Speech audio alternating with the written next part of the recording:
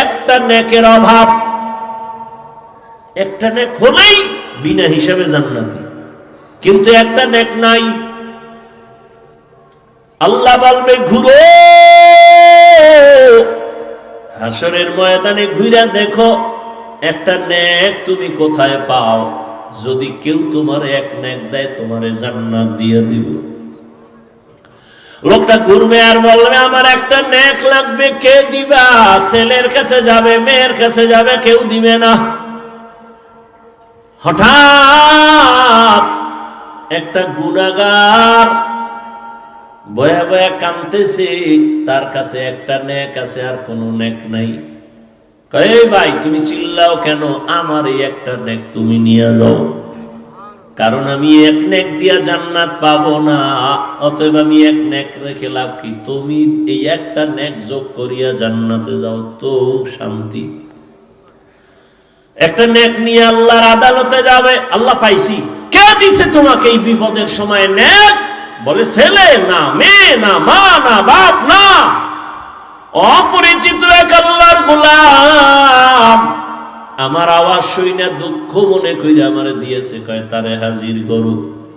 এবার কবে এই বান্দা হাসরের ময়দানে একটা নেকের মূল্য জানুনি? কয় জানি। তো দিলি কেন? কয় ও দয়ার মালিক, আমি একটা নেক দিয়া জান্নাতে যেতে পারবো না।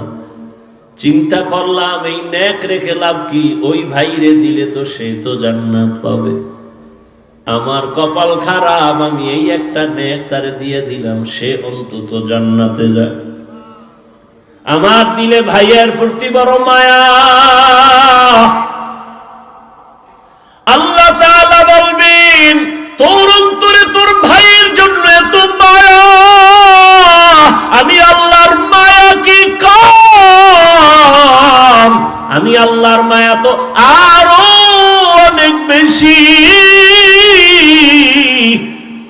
তুই যখন একটা নেক ওই তোর ভাইকে দিয়ে জান্নাতি বানাইছো,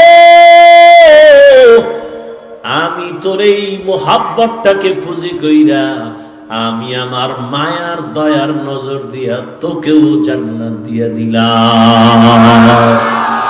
আতিনা ফি দারে দুনিয়া না হাসান, আতিনা ফি দারে উকবা না হাসান, ইয়া গিয়াসাল মুস্তাগীসিন ইহদিনা লিফতিখারা বিল উলুমি ওয়াল গিনা।